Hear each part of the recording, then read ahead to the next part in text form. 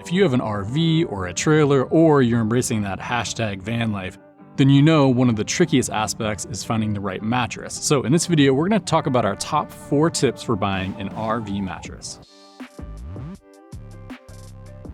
Hey everyone, I'm Tom. One of the reasons I don't enjoy camping is because I sleep horribly.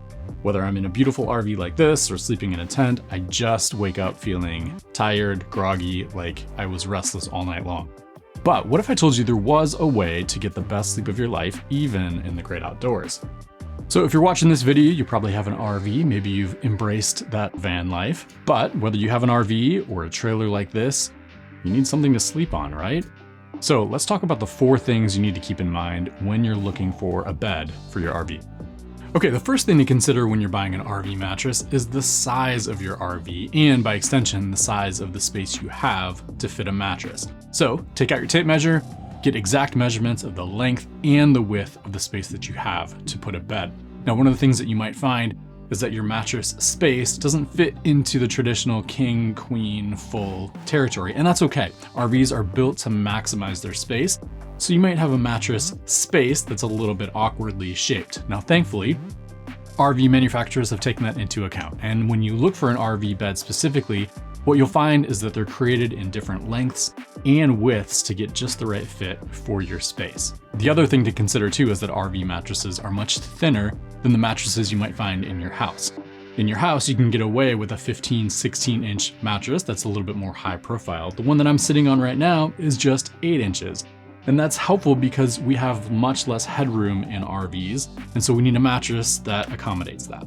So the second thing to take into consideration as you buy an RV bed is its durability and its firmness. Now, the reason for that is because your bed often functions as more than just a bed, especially in an RV. So for example, you can see where I'm sitting. This is our sleeping area. It's also next to our kitchen where one does a lot of cooking.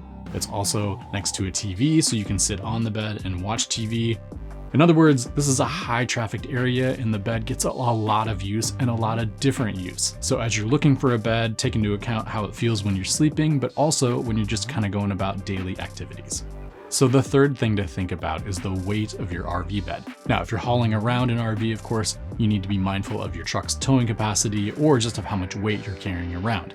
An RV mattress, thankfully, is quite lightweight, so it shouldn't be too much of a concern, but still, if you're mindful of how much you're towing, keep the mattress's weight in mind.